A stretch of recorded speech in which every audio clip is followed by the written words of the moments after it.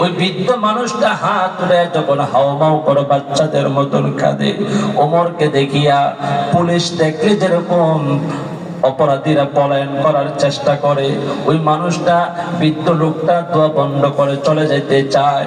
ওমর ডাক দেয়া বলো, বৃদ্ধ দাঁড়াও, কোথায় যাও? বৃদ্ধ এবার বলে, ওমর দিনের বেলায় করতেই বাহির হই না, আপনি আমাকে প্রহার করবেন, আপনি আমাকে শাস্তি দিবেন ওমর, এই জন্য ঘর থেকে বাহির হই না। রাত্রের গভীরে কেউ জানে না, একমাত্র আমার আল্লাহ, যিনি হায়াতের মালিক, রিজিকের মালিক, ইজ্জতের মালিক, জান্নাতের মালিক, গুনাহ মাফ করার মালিক, মহব্বত করেন, তিনি কে? আল্লাহর কাছে আসছি আমার আরজিগুলো বলার জন্য। ওমর তুমি জানো কেমনে?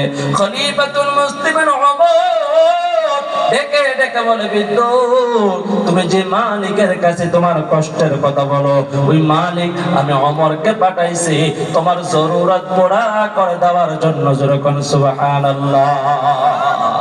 ইয়া ইলাহি মুঝসে মুঝকো दूर कर, ताके देखो मुझ में तुझको एक नजर। या इलाही तू मेरा महबूब है, या इलाही तू मेरा माशूक है।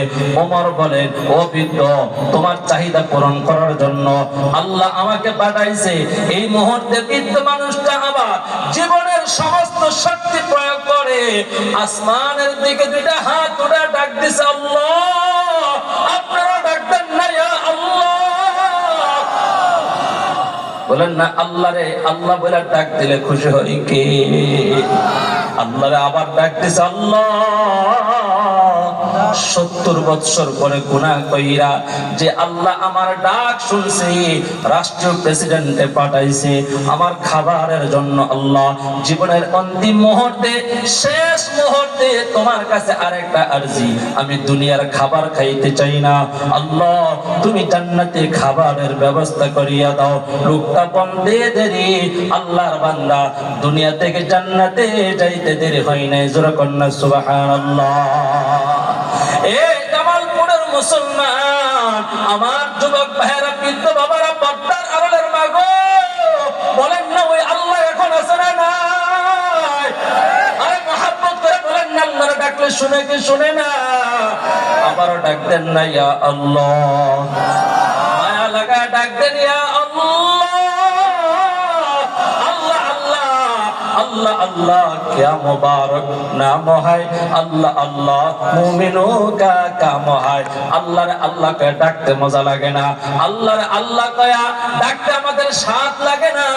জিহ্বার মধ্যে মিথ্যার গুনাহ, জিহ্বার মধ্যে মুনাফিকের গুনাহ, জিহ্বার মধ্যে সুদের গুনাহ, ঘুষের গুনাহ, সমালোচনার গুনাহ, কথা কোন ঠিক কিনা? আসুন সবাই তওবা করি। হযরত আলী বলেন 6টা জিনিস সমন্বয়ে তওবা হয়, 6টা জিনিস একত্রিত করলে তওবা হয়। যেরকম কয়টা? শেষ আখিরে বয়ান ভালো করে বোঝেন। 1 নাম্বার, গুনাহ হয়ে গেছে, আল্লাহর কাছে অনুতপ্ত হওয়া, আল্লাহ আমি এই কাজটা করে ফেলছি, লজ্জা বোধ হওয়া, লজ্জিত হওয়া। 2 নাম্বার, জীবনে যত ফরজ ওয়াজিব নামাজ ছুটে গেছে এইগুলো পুনরায় আবার কাজা করা।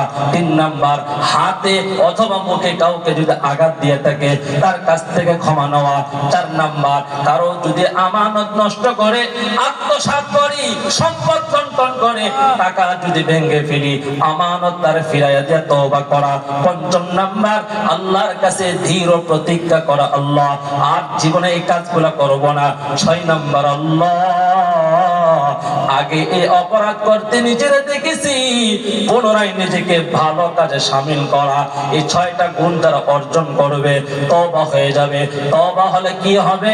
আল্লাহর নবী রাহমাতুল লিল আলামিন বলেন, আত-তাইবু মিনাজ যামবি কামান লা যামবালা। তওবা করতে দেরি, আল্লাহ তার বেগুনাহ মাসুম বানাইতে দেরি করে না। এটা আওয়াজ করে বলেন না সুবহানাল্লাহ। আমরা তওবা করতে রাজি আছি না? আমরা তওবা করতে প্রস্তুত আছি না? কখন? আইসিইউ থেকে, লাইফ সাপোর্ট থেকে যখন ডাক্তার সাহেব রিলিজ দেয়, তখন মোল্লা বেড়ারা ডাহে তওবা করানোর লেগে। আওয়াজ করে কথা বলেন না। আপনারা আমার ভাষা, আঞ্চলিক ভাষা বুঝেন তো? কখন তওবা কখন করতে হয়? লাইফ সাপোর্ট আইসিইউ থেকে ডাক্তার বাড়িতে পাঠাইলে নাকি এর আগে? আল্লাহি আল্লাহর কসম, আজকের ঘটনা। আমি জোহরের নামাজের পর প্রস্তুতি নিচ্ছি, আপনাদের এখানে আসবো। তো এক সরকারি কর্মকর্তা তিনি আসছে, হুজুর একটু চলেন বাসায়। বললাম কি? আমার আব্বার সকাল থেকে জবান বন্ধ হয়ে গেছে, একটু দোয়া তওবা টওবা পড়াইবেন। আমি কি তওবা বলার টেম্পার চলে গেছে, এখন গেলেও লাভ হইতো না। কথা কোন ঠিক কিনা? আমি যাই নাই। আমি বলছি আপনার আব্বার জন্য আমি সফরে দোয়া করবো, এমনকি জামালপুরে তাফসীরে গিয়ে দোয়া করবো। তবে হ্যাঁ, এই মুহূর্তে তওবা করলেও কবুল হবে। এটা আমার কথা না, আল্লাহর কথা। বলবো? কষ্ট হইতেছে আপনাদের? দোয়া করে ফেলাই। ঘুমাইতেছে? মাশাআল্লাহ।